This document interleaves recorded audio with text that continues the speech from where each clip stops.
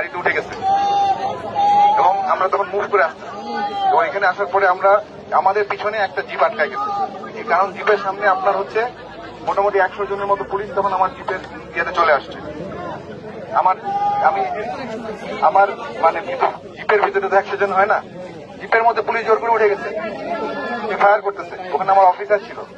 এখন সামনে 100 জন পুলিশ, তারা তাদের যে পজিশন রাস্তা ব্লক করে তারা যেভাবে হেঁটে আসে তারা এভাবে ফায়ার করতেছে এবং হেঁটে পিছনে আমার অফিসার জিপ নিয়ে। আমি বুঝাতে পারছি আপনাদের, তারা কিন্তু ফায়ার করতে করতে বাইপাস পার হয়ে পল্লীবুদ্ধ হয়ে এই পর্যন্ত এসে তারা এখানে আত্মসমর্পণ করছে। তারা জানে তারা যেভাবে আসতেছে এটা ঠিক না। তারা যেভাবে নির্বিচারে গুলি চালাচ্ছে আমাদের নিজেদের সাধারণ ভাই বোন, আমি নিজের চোখে দেখেছি। তো আমি জন্য আপনাদের বলতে আপনারা হয়তো অনেকে ওখানে দেখেন নাই বা দূরে ছিলেন বা অনেক শুনেছেন। আমি যখন ওখানে গেছি আমি দেখছি আমাদের লোকজনের গায়ে যে গুলি লাগছে তারা এসে দেখাচ্ছে এবং এটা শুধুমাত্র যে আপনার গিয়ে বুলেট ফায়ার করে তা না, তারা এখানে মারণাস্ত্র হিসেবে ওটাকে ব্যবহার করেছে। তারা এখন এসে এখানে ঢুকে গেছে, আমার গাড়ি নিয়ে এখানে এসে ঢুকে গেছে। এখন আপনারা আমাকে একটা জিনিস বলেন, তাদেরকে এখানে ঢোকানোর পরে নিরস্ত্র করা হয়েছে, তাদেরকে গ্রেফতার করা হয়েছে।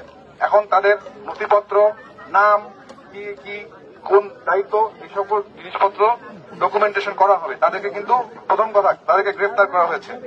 এটা কি ক্লিয়ার আপনারা?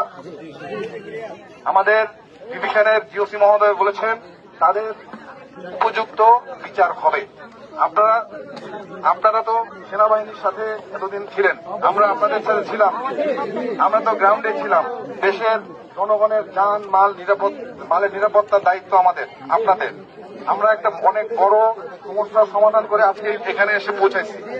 এখন আমার কথা শুনেন, এখানে হয়তো আমি এখনো কাউন্ট করতে পারিনি, বাট ধরেন এখানে আপনার পুলিশ আছে, তারা তো মানুষ, খারাপ হইলেও তারা মানুষ। এখন আপনি যদি একজন মানুষকে আপনার সঙ্গে সে না হয় একটা অপরাধ করে আসছে, এই জন্য কিনা এখন আপনি তাকে নিয়ে এসে আমি এখানে ইয়ে করবো, তাকে আমি এখানে পানিশমেন্ট দেবো? এটা কি সভ্যতার? এটা কোনো সভ্য জাতি না। 1, 2, আমাদের কিন্তু এখানে এনশিওর করা হবে যে তারা বিচারের আওতায় আসতেছে এবং তারা যা করছে এটার তদন্ত অবশ্যই হবে। কারণ আমি নিজেও দেখেছি কি হয়েছে।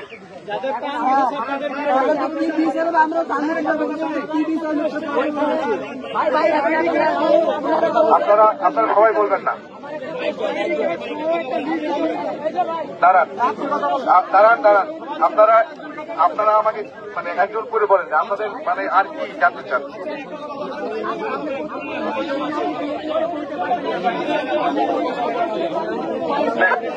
পুলিশের